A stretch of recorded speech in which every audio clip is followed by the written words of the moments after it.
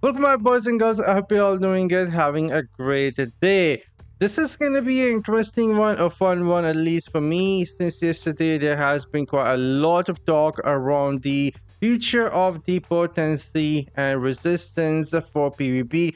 Now that NetEase Blizzard is introducing diminishing return or giving you a complete immunity to control effects for 2.5 seconds.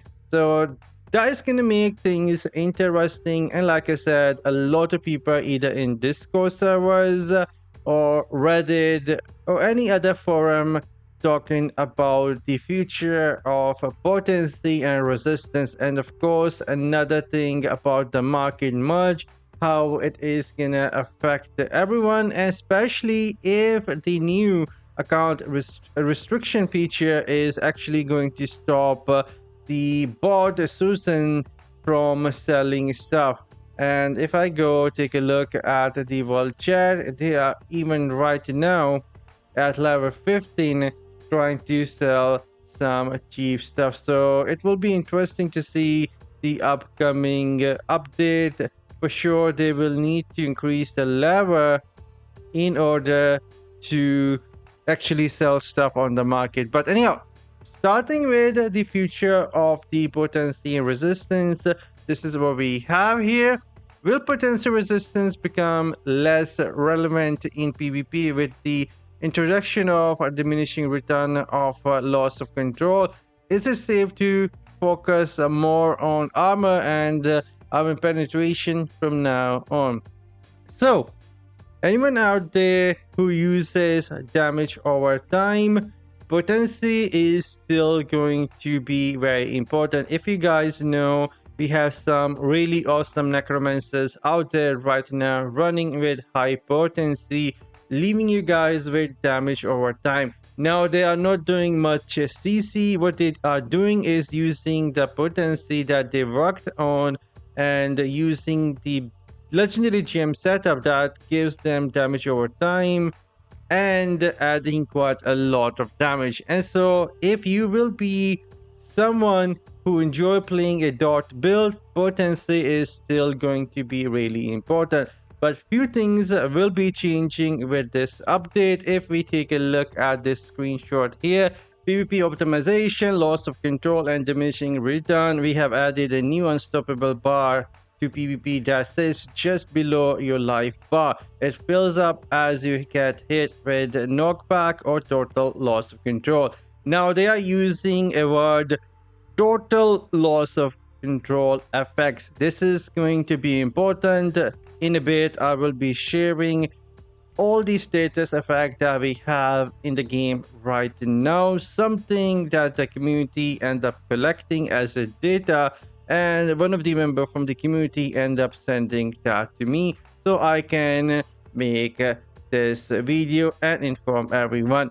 If you're hit with one of those effects, any additional one within the next 6 seconds will be 30% less effective. Now, hopefully, this will only be total loss of control and not something small like losing some movement speed or getting chill. If it will like give you a complete immunity because of that, then yeah, it will be super broken, because they themselves said here that it will only be working with the total loss of control. And knowing Blizzard NetEase, the translation can be broken here. So I'm hoping it is only going to be a total loss of control and not loss of control that include chill, slow, and things like that. But anyway, if we continue reading, if you receive a cumulative 3 seconds of knockback or hard control within a second, you will gain a crowd control protection buff for 2.5 seconds. This buff duration will not be extended, granting temporary immunity to a knockback or crowd control effects. This will be active in all PvP modes, and they did said that they will be monitoring this and see what the players say about this, and if they find it unsatisfied, then they will even disable this feature. And before I move on, I do want to point out a few things when it comes to translation of this for the patch notes. First, they are mentioning here in the highlight, it works with loss of control and not total loss of control.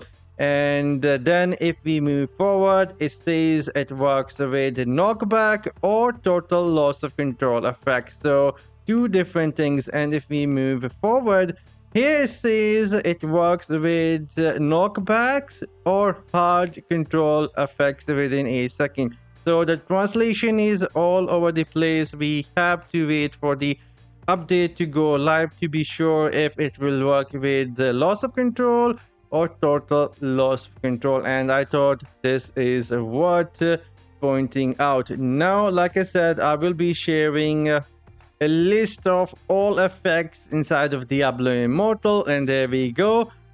A list of control effects inside of Diablo Immortal, or the harmful effect. Starting with control effects. So if you guys notice, they will be giving you immunity versus control effects as well. This is not collected by me. This is collected by the community as a whole, and they just end up sending me this. So control effects will be right now inside of the game is knockback, knock up, and pull. And the patch notes did mention if you get knockback effect, the bar under your name will fill up, eventually giving you a total loss of control immunity.